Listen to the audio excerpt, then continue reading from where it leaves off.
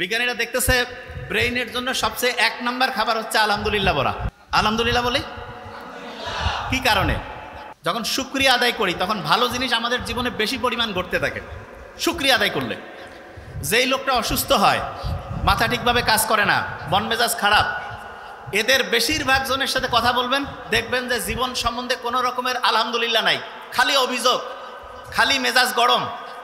একজন আরেকজনের সম্বন্ধে শুধু হচ্ছে সমালোচনা। খেয়াল করছেন কি? বাসা থেকে শুরু করে সব জায়গায় মিলান, যেই লোকটা সবচাইতে বেশি মেজাজ গরম, অন্যের উপরে রাগ হয়, অন্যের সাথে হচ্ছে খারাপ আচরণ করে, দেখবেন সেই লোকটা নিজেও কিন্তু শান্তিতে নাই। কারণ আল্লাহ নিজে বলছে তুমি যদি শুকরিয়া আদায় করো আমি বাড়াই দিব। আল্লাহ নিজে বলছে।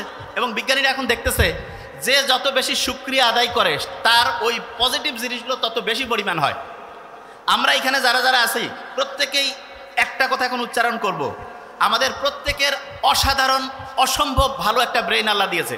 বলি আলহামদুলিল্লাহ। এটা বলি প্রত্যেকের অসাধারণ অসম্ভব শক্তিশালী একটা ব্রেইন আল্লাহ দিয়েছেন। আচ্ছা, মাথার মধ্যে যে ব্রেইনটা আছে এইটার ওজন প্রায় 1.5 কেজি। কত? 1.5 কেজি ধরবো। আচ্ছা, 1.5 কেজি ওজনের একটা ব্রেইন এই খুলির মধ্যে আছে, টের কি পাওয়া যায়? আপনি হাতের মধ্যে 1.5 কেজি নেন তো, কেমন শক্ত লাগে না? ওজন লাগে না? মাথার মধ্যে যে 1.5 কেজি ওজনের ব্রেইনটা আছে, এই যে সহজে সালাম ফিরাচ্ছি, এদিক ওদিক যাচ্ছি, সামনে পিছনে ইয়া করতেছি, ওই রকম কি 1.5 কেজি ওজন মনে হয়? আল্লাহ একটা অসাধারণ মেকানিজম করছে। সেটা কি? মাথার খুলির মধ্যে এক রকমের পানি রাখছে। পানি রাখার কারণে আমরা যখন নদীতে সাঁতার কাটি তখন আমাদের শরীরটা হালকা হয়ে যায়। এটা আর্কিমিডিস বলে একজন বিজ্ঞানী আবিষ্কার করছে।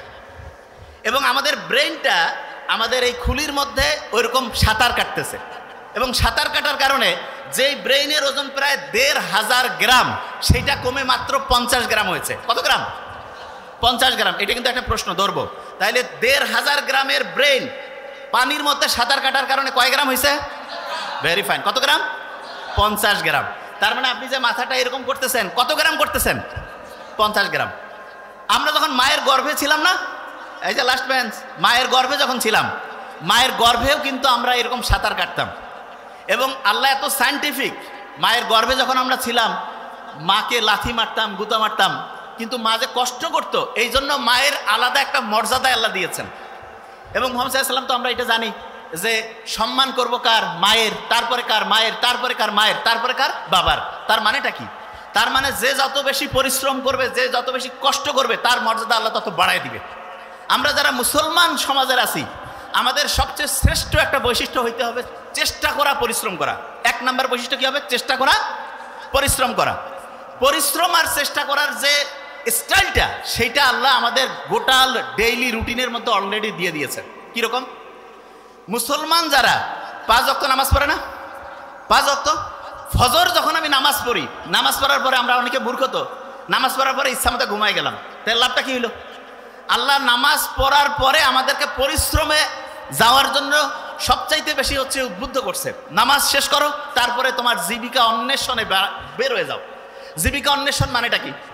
স্টুডেন্ট যারা, সে কি টাকা ইনকাম করবে? নো, তার প্রধান কাজ কি? পড়াশোনা করা। তাইলে আমি ফজরের নামাজ যখন পড়লাম, তারপরে আমার প্রথম কাজ কি হবে? পড়াশোনা করা। কি করা? পড়াশোনা। পড়াশোনার ক্ষেত্রে সবচেয়ে ভালো বুদ্ধি যেটা, সেটা হচ্ছে আগে কোরআন পড়ে নিব। যেমন প্রফেসর মুখতার আহমেদ স্যার বলছেন, আমি তো শুনে খুব মজা লাগলো আজকে, যে আবু হুরায়রা রাদিয়াল্লাহু তাআলা আনহুর যে খেয়াল থাকতো না, তখন মুহাম্মদ সাল্লাল্লাহু আলাইহি ওয়াসাল্লামকে এসে বললো যে আমার তো খেয়াল থাকে না। মুহাম্মদ সাল্লাল্লাহু আলাইহি ওয়াসাল্লাম কি করলেন? তার শরীর থেকে চাদরটা খুলে নিলেন, বললো যে এটা মাটিতে বেছাও। এরপরে মুহাম্মদ সাল্লাল্লাহু আলাইহি ওয়াসাল্লাম একটু সেখানে দোয়া পড়ে একটা ফু দিলেন, বা ওনার হচ্ছে লালার থেকে কিছু জিনিস দিলেন। এরপরে ওই চাদরটা গোটায় বললেন শরীরে রাখো। এরপরে ওই আবু হুরায়রা কি বললো? যা আমি পড়ি তাই আমার খেয়াল থাকে। ঠিক না? আবু হুরায়রার খেয়াল থাকতো না। তার মানে মানুষের মুহাম্মদ সাল্লাল্লাহু আলাইহি ওয়াসাল্লামের এই যে অসাধারণ একটা মানে বরকতের পূর্ণ অসাধারণ একটা হচ্ছে যে দোয়ার বরকতে তার স্মরণ শক্তিটা অন্য লেভেলে চলে গেছে না?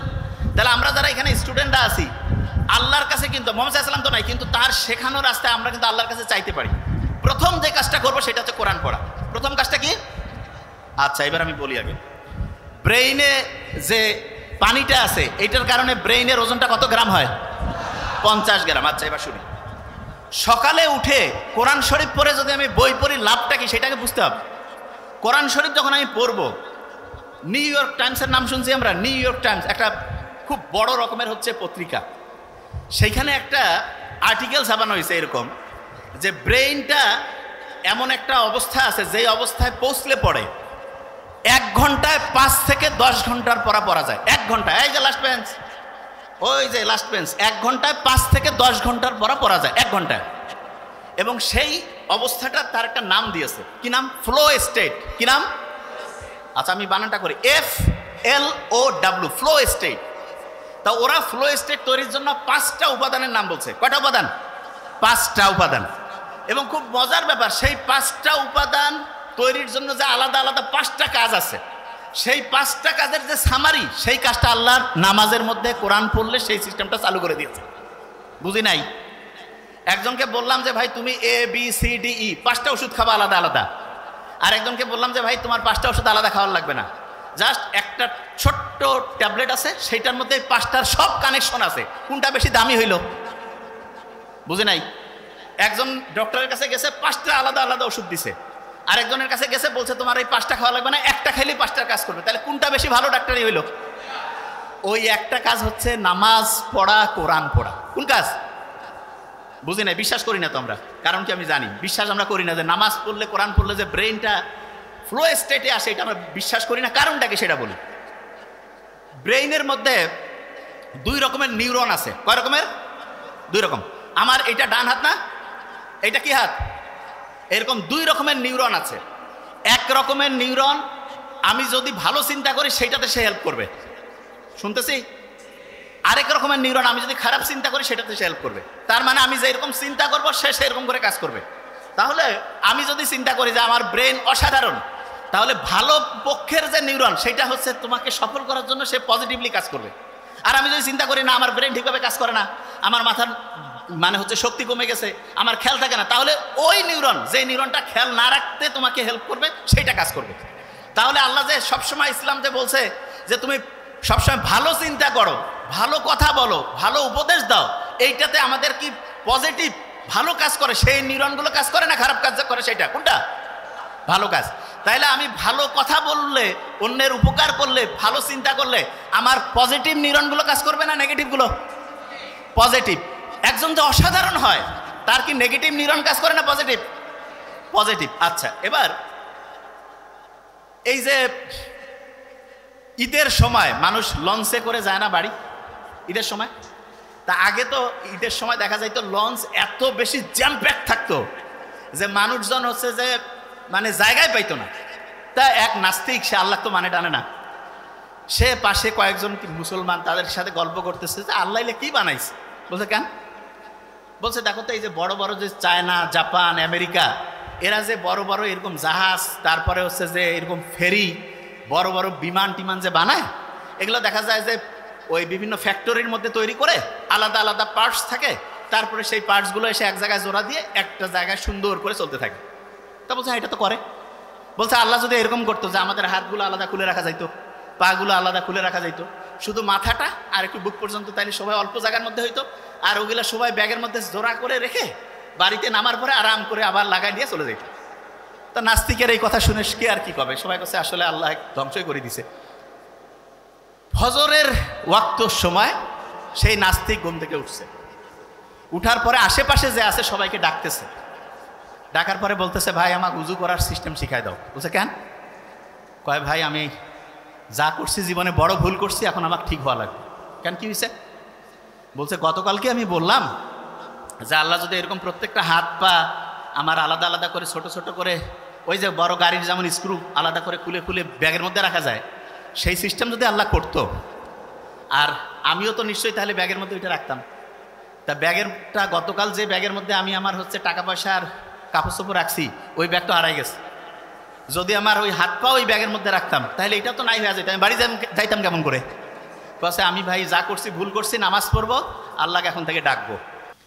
দেখেন একটা জিনিস, আল্লাহ কত সাইন্টিফিক, দেখেন আল্লাহ কীরকম সাইন্টিফিক, শুনলে অবাক হবেন। আমাদের একজনের হাত, একজনের পা, একজনের চোখ, কান আপনি চাইলেই কেটে আরেকজনকে লাগাই দিতে পারবেন না, যে এটা আবার কেমন কথা? হ্যাঁ, আপনি চিন্তা করেন তো, এই যে কালা জাহাঙ্গীর, পিস্তল রাইফেল, কত নামের অনেকজনকে পাওয়া যায় না?